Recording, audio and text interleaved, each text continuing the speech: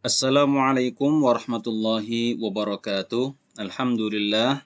Assalatu wassalamu ala rasulillah wa ala alihi wa sahbihi wa mawalah amma ba'd. Apa kabar anak-anak? Apa kabar ayah bunda? Apa kabar teman-teman semuanya? Mudah-mudahan dalam keadaan sehat walafiat, dijauhkan dari berbagai macam bahaya dan penyakit. Kita bersyukur kepada Allah bisa berjumpa lagi melalui video pembelajaran ini. Insya Allah kita akan melanjutkan pembelajaran materi Al-Islam kelas 4 SD. Dan ini merupakan materi terakhir untuk semester ini. Ya, tinggal kita belajar dan siap-siap untuk penilaian akhir tahun, PAT, penilaian akhir tahun, atau UAS, namanya berubah-berubah. Kita akan mempelajari bab terakhir dari semester ini, halaman 65, ya, tepatnya dari halaman 66 sampai halaman 71. Ya, selanjutnya nanti kita akan melakukan latihan-latihan ya untuk persiapan ujian. Pada bab ini kita akan belajar meneladani keteladanan para nabi. Tidak semua para nabi yang ada di bab ini, yaitu Nabi Zulkifli, Nabi Daud, dan Nabi Sulaiman. Nah, ini Nabi Daud. Nah, ini Daud. Nah, kurang D-nya ya. Oke, kita akan melanjutkan pembelajaran kita. Pertama, kita mulai dari Nabi Zulkifli alaihissalam. Nabi Zulkifli alaihissalam adalah putra Nabi Ayyub alaihissalam dan dari istrinya yang bernama Rahmah. Nah, jadi nama Rahmah itu sudah ada dari dulu ya. Dia, Nabi Zulkifli, adalah termasuk dari cucu-cucu. Nah, karena banyak ini berapa keturunan itu. Cucu dari Nabi Ibrahim alaihissalam. Nama kecil Nabi Zulkifli adalah Bashar, yang berarti sabar. Jadi nama asalnya itu adalah Bashar, yang bermakna sabar. Tapi kemudian beliau memiliki julukan, yaitu Zulkifli. Nanti kita lihat kisahnya. Nabi Zulkifli diutus oleh Allah Subhanahu wa taala kepada kaum Rum. Kaum Rum di sini bukan kaum Romawi. Ya, Rum dalam Al-Qur'an, sebutan Rum dalam Al-Qur'an itu untuk menunjuk kepada orang-orang ya Romawi, orang-orang barat. Tetapi Rum di sini adalah Rum bin Ais bin Ishak bin Ibrahim. Nah, jadi semua para nabi itu ya, setelah Nabi Ibrahim sebenarnya adalah dari jalur atau garis Nabi Ibrahim alaihissalam. Maka Nabi Ibrahim itu dijulukin Abul Anbiya, bapaknya para nabi. Termasuk nanti Nabi Muhammad itu adalah kalau ditarik ke atas akan bertemu dengan Nabi Ismail, dan Ismail adalah Ismail adalah anak dari Nabi Ibrahim alaihissalam. Begitu juga Nabi Isa. Kalau ditarik ke atas maka akan bertemu dengan Ishak. Nah, Ishak adalah anak Nabi Ibrahim alaihissalam. Makanya Nabi Ibrahim itu memiliki julukan bapaknya para nabi. Kenapa? Karena semua para nabi itu jalurnya jalur Nabi Ibrahim alaihissalam. Kemudian kaum Rum berada di bawah kerajaan Raja Ilyasa, pemimpin yang arif dan bijaksana. Ya, tapi singkat cerita, setelah Raja Ilyasa di masa tuanya ini tidak punya keturunan, tidak punya anak yang untuk menggantikan kerajaannya, tahta kerajaannya. Apa yang dilakukan oleh oleh Ilyasa? Ilyasa membuat sayembara. Sayembara itu membuat semacam diperlombakan siapa yang pantas, yang patut, yang cocok untuk menggantikan posisi beliau sebagai raja. Maka buatlah sayembara, dan syarat sayembara itu adalah sanggup berpuasa di siang hari, sanggup beribadah di malam hari, dan sanggup tidak suka marah. Ayo, siapa? Siapa di antara kita, kalian yang sanggup 3 syarat ini? Kalau kalian sanggup 3 syarat ini, sejatinya kalian adalah memiliki sifat ya seperti Raja Ilyasa dan Zulkifli. Nah, Nabi Zulkifli menyanggupi syarat-syarat tersebut. Ya, Nabi Zulkifli sanggup mampu dengan syarat tersebut. Akhirnya beliau mengajukan. Ya, akhirnya Raja Ilyasa mengangkat Bashar menjadi raja. Nah, Bashar mampu melaksanakan janjinya. Kemudian ia mendapatkan julukan Zulkifli. Nah, jadi Bashar tadi yang merupakan dari nama Zulkifli, nama kecilnya Zulkifli itu adalah orang yang sabar. Dia mampu melaksanakan janji-janji yang tadi telah diberikan oleh Raja Ilyasa. Karena dia mampu melaksanakan itu, maka dijuluki Zulkifli. Zulkifli artinya orang yang mempunyai kesanggupan dan kemampuan. Nah, kalau kalian punya 3 amalan itu, suka berpuasa, kemudian tidak beribadah di malam hari, dan tidak suka marah-marah, sejatinya kalian adalah penerus dari Ilyasa dan Zulkifli. Nah, itu ya apa yang bisa kita ambil dari yang kita bisa petik pelajaran dari keteladanan Zulkifli ini. Ya, pertama beliau anak kecil, ya dari kecil beliau memiliki kesabaran. Sabar, anaknya sabar. Kemudian rajin ibadah, rajin puasa di siang hari, kemudian rajin ibadah di malam hari, dan tentu tidak suka marah. Nah, ini sikap ini mudah-mudahan tertular pada kalian. Itu yang bisa kita ambil. Kemudian Nabi Daud alaihissalam. Nabi Daud alaihissalam diutus kepada Bani Israel. Karena Bani Israel setelah meninggalnya Nabi Musa, mereka mulai meninggalkan kitab Taurat, ajaran Musa alaihissalam. Maka diutuslah Nabi Daud untuk menuntun Bani Israel ke jalan Allah Subhanahu wa taala. Nabi Daud keturunan ke-12 dari Nabi Ibrahim alaihissalam melalui Ishak. Jadi jauh ya, 12. Ya, lebih jauh lagi Nabi kita Nabi Muhammad sallallahu alaihi wasallam. Jadi Nabi Daud keturunan ke-12. Masa kecil Nabi Daud, ya beliau suka mengembala kambing, dan memang para nabi itu masa kecilnya mereka rata-rata semua para nabi masa kecilnya itu pasti pernah mengembala kambing. Karena dengan mengembala kambing itu di situ diajarkan secara tidak langsung kepemimpinan. Bagaimana memimpin, kesabaran dalam membina kambing, ya membina kambing. Ya maksudnya dalam memimpin kambing. Jadi kalian kalau punya kambing ya bersyukur. Tapi harus dijaga kambingnya. Kalau perlu nanti kalian punya kambing banyak, kemudian kalian rawat, jaga sendiri. Di situ secara tidak langsung ada pelatihan, kita dilatih, ya, dilatih bagaimana menjadi pemimpin, ya, dilatih ketabahan, kesabaran, membina. Maka para nabi itu pernah mengembala kambing semuanya. Nanti minta sama ayah bunda kalian, mah mau punya kambing begitu ya. Ya. Tetapi belajar kepemimpinan tidak mesti dari kambing ya, boleh yang lain. Dan bahkan ketika masa kecil Nabi Daud, beliau sudah pernah ikut berperang melawan Raja Jalut. Raja Jalut ini adalah raja yang zalim dan menindas Bani Israel.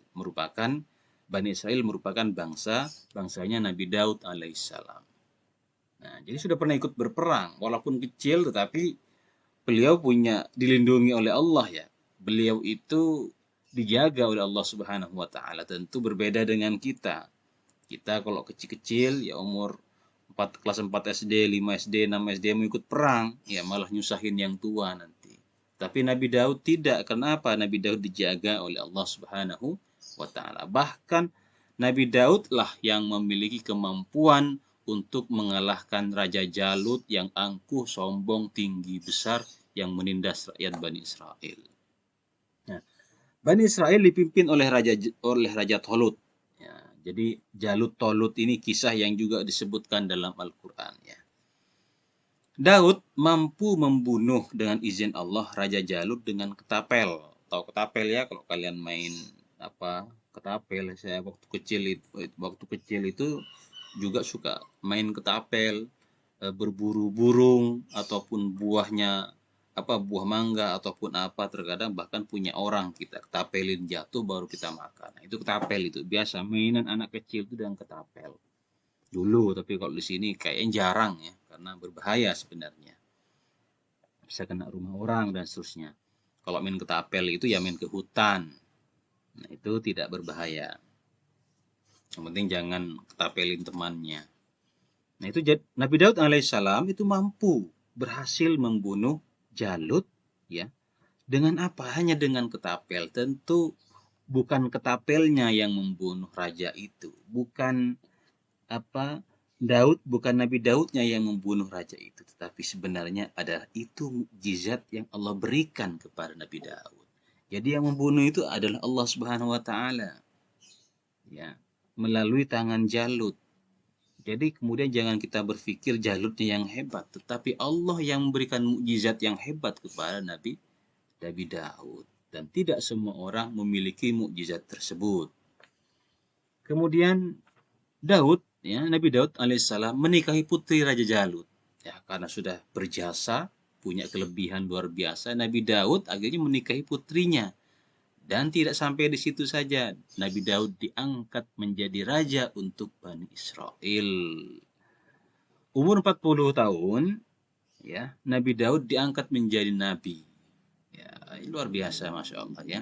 Zaman kisah dulu itu luar biasa. Hebat. Diangkat menjadi nabi. Allah memberinya kitab Zabur. Ya.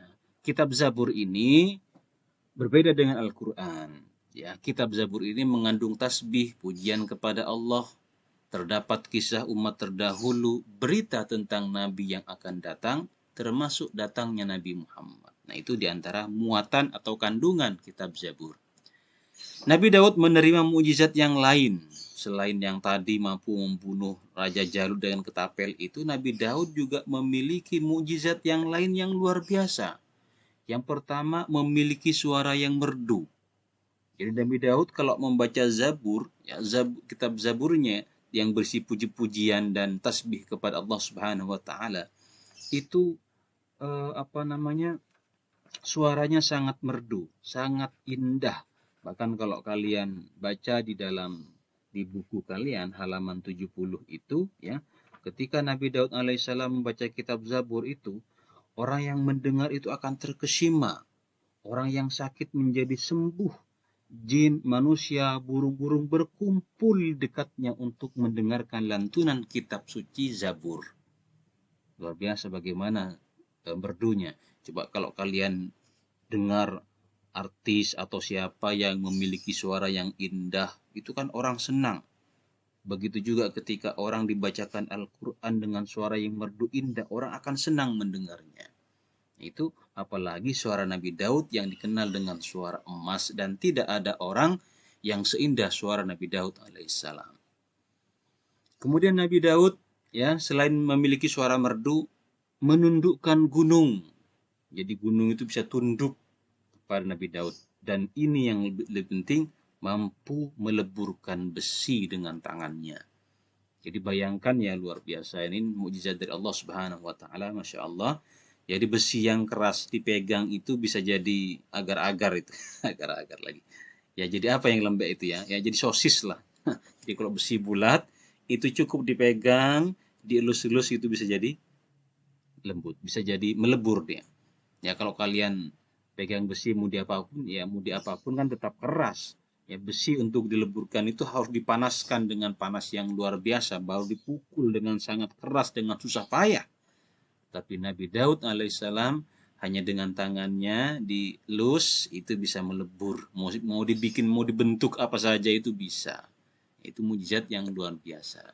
Dan ini juga disebutkan dalam Al-Quran.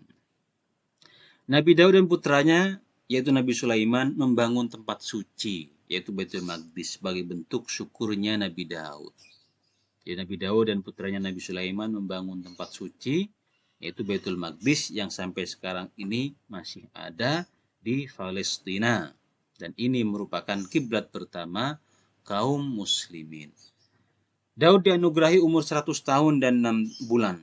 Ya standar, ya melewati batas standar lah ya. 100 tahun itu sudah umur yang cukup panjang, dan tetapi umur sekarang itu ada ya. Bahkan umur saya punya nenek itu umurnya 118 tahun baru meninggal beberapa bulan yang lalu. Artinya ini umur masih standar ya. Orang sekarang pun ada yang berumuran segitu, karena para nabi sebelumnya itu ada yang 200, 300, 400, bahkan ada yang 1000 tahun.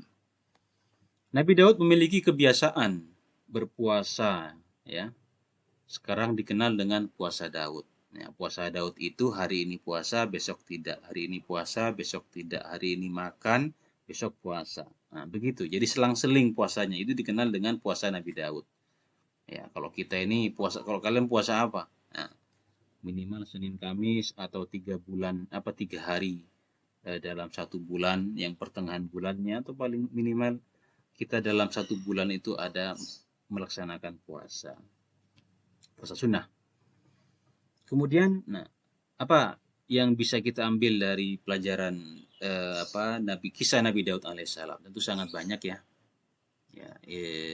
Bagaimana Daud itu rajin ibadah, dan selebihnya adalah mukjizat dari Allah Subhanahu wa taala. Kemudian Nabi Sulaiman. Nabi Sulaiman adalah putra Nabi Daud. Beliau mewarisi kerajaan Nabi Daud. Memiliki kemampuan mengerti pembicaraan burung dan semut, binatang dan lain-lainnya. Ya, bukan sekedar paham dengan bahasa hewan, tapi mengerti pembicaraan hewan. Berbeda antara paham suara hewan dan mengerti pembicaraan burung. Kalau hanya sekedar paham dengan bahasa hewan, kita juga paham dengan bahasa hewan. Kita paham bahasa kucing ketika dia lapar, dia bilang meow. Tapi kalau dia marah, nah, begitu, itu kan bahasa hewan. Kita paham itu. Tetapi mengerti pembicaraan burung, pembicaraan kucing, pembicaraan semut, nah ini yang kita tidak paham. Ya, kita paham dengan bahasa-bahasa gestur tubuh hewan, kucing dan seterusnya, tapi tidak paham, tidak mengerti pembicaraan mereka. Nah, Nabi Sulaiman memiliki kemampuan paham pembicaraan burung, semut, seperti dikisahkan dalam Al-Quran itu loh. Dalam Quran, ketika Ratu Semut mengatakan udkhulu manasikakum la yahtimannakum Sulaiman wa junuduhu. Hai para semut, masuklah kalian ke rumah-rumah kalian, ke lubang-lubangnya itu. Kalau tidak, maka kalian akan diinjak oleh Sulaiman dan para tentaranya. Itu diabadikan dalam Al-Quran. Kemudian mukjizat yang lain, mampu memerintah manusia, hewan, angin, dan jin. Jadi bukan hanya sekedar memerintah manusia, hewan, angin, jin itu bisa diperintah oleh Nabi Sulaiman alaihissalam. Itu kan mukjizat yang luar biasa juga. Jadi angin ditiup, angin berarah kemana? Nabi Sulaiman itu mampu merubah arah angin hanya dengan perintahnya. Angin tadinya yang keras ke utara, diperintah oleh Sulaiman berpindah ke selatan. Nah, itu luar biasa, itu mukjizat dari Allah Subhanahu wa taala, dan kita tidak mampu. Itu hanya mukjizat Allah untuk para nabinya.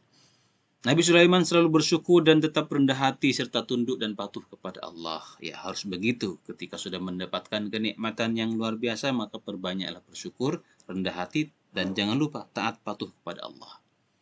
Nabi Sulaiman wafat. Wah, kok sambal ini?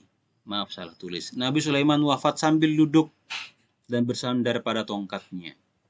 Ya, jadi Nabi Sulaiman meninggalnya itu dalam keadaan duduk, posisi duduk dan bersandar pada tongkatnya. Dan orang-orang di sekitarnya itu tidak ada yang tahu kalau Nabi Sulaiman itu meninggal. Ini menunjukkan bahwa Sulaiman itu nabi raja yang berwibawa. Orang mau menegur pun tidak ada. Ya. Orang itu melihat Nabi Sulaiman itu sudah segan. Ketika dia wafat, dalam keadaan berduduk, berarti orang kan membiarkan, tidak ada yang ngajak ngomong sehingga tidak ada yang tahu. Nabi Sulaiman hanya duduk bersandar memperhatikan, ya, dan beliau akhirnya meninggal dalam keadaan itu pula. Kemudian orang-orang itu menjadi tahu kalau Nabi Sulaiman itu wafat setelah kayu, tongkat, ya kursi, tongkatnya itu dimakan oleh rayap dan akhirnya rusak. Dan beberapa tahun, ya, dan ada yang mengatakan 25 tahun itu baru ketahuan. Dan jasadnya masih utuh. Sedangkan kursi, tongkatnya sudah dimakan rayap, baru kemudian beliau terjatuh. Ini kisah yang luar biasa. Maka bersyukur, ya, pelajaran yang bisa kita ambil dari sini adalah kita selalu bersyukur, rendah hati, dan tunduk dan patuh kepada Allah ketika kita mendapatkan kenikmatan yang lebih. Ketika kita memiliki kenikmatan yang lebih, memiliki harta yang banyak, kita menjadi orang yang kaya, jangan sombong. Tetap rendah hati, tetap membantu sesama kita, saudara kita, dan tetap tunduk dan patuh kepada Allah Subhanahu wa taala.